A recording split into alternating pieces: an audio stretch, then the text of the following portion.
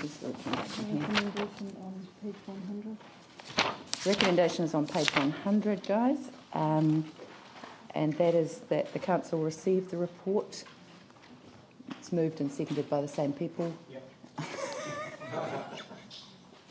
Sorry, discretion's gone now. Just, you'll note that we got circulated the 1A appendix, which are the level of service exceptions. I just had a question for the Chief Executive. I know we've, or for Diane Brandish, we've had some information back this morning around some of the responses that the committee has asked for. The one I was particularly concerned about was the fact that we were supposed to be provided with some information about how council's monitoring its strategies and its implementation of its strategies.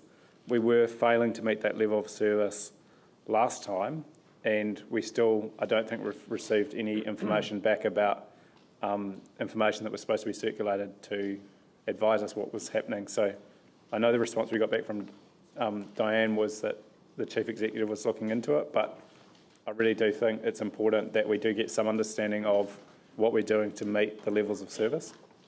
I'll take responsibility for that. I think I've got something in my inbox to check off and then send to you, so it's sitting with me, and I do need to hurry up to do it, so I'll accept that.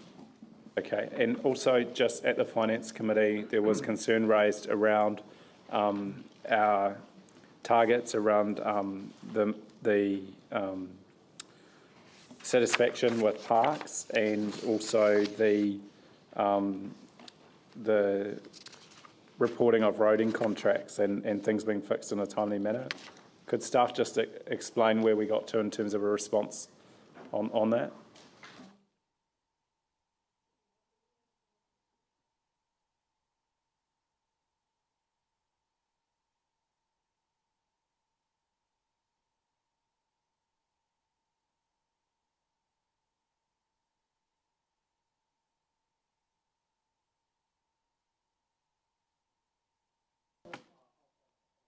I just want to alert councillors to the fact that at the Finance Committee there was quite a lot of concern expressed around what appeared to be a declining maintenance around some of our parks and also some of our streets, and it was quite concerning to see that we are failing on a number of these targets, levels of service, which are the clear service levels we agree with our community through the 3-year plan.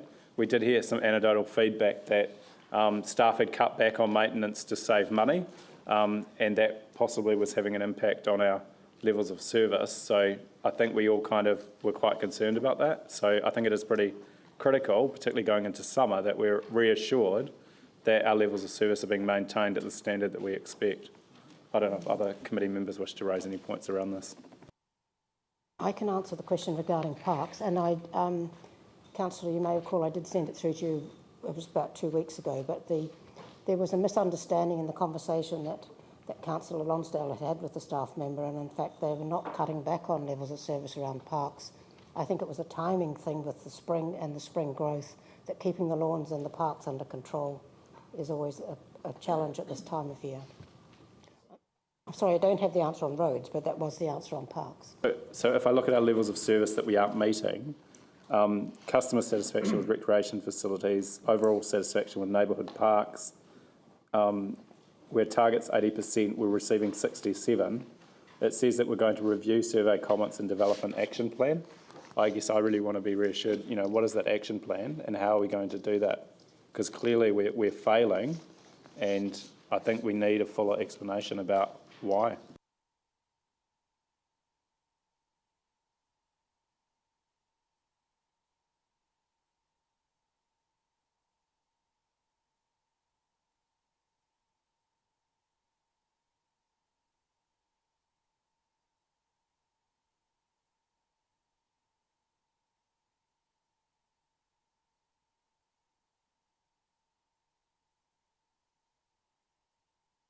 Thank you.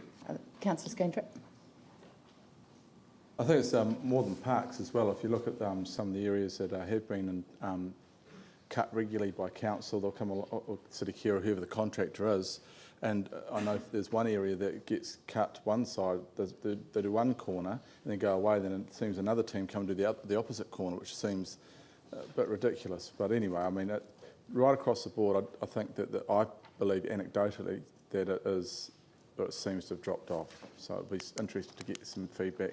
So I think it's going to be more than just the spring growth coming through.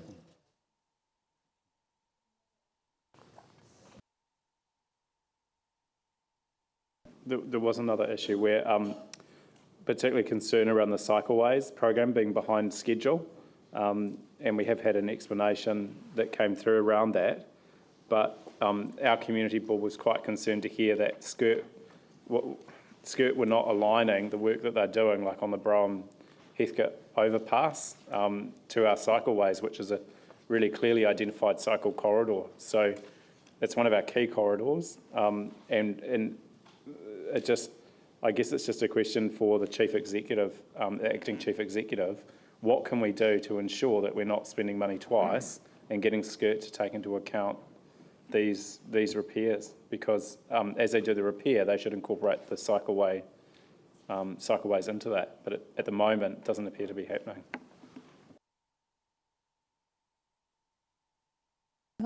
Look, I'm happy to. I can't answer that off the top of my head, but I can follow through with Skirt and raise the issue that you've raised and come back to you. The issue for me, and I think for us, is that we keep getting told it's happening, but in practice it's not. So it's an implementation thing. We've got an explanation here that the cycleway team are working with Skirt, but then Skirt are telling us that they're not doing it. So you're going to get that information, okay?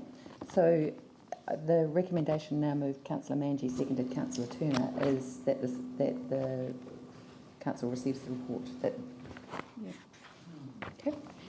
Those in favour, please say aye. Those opposed, carried. Item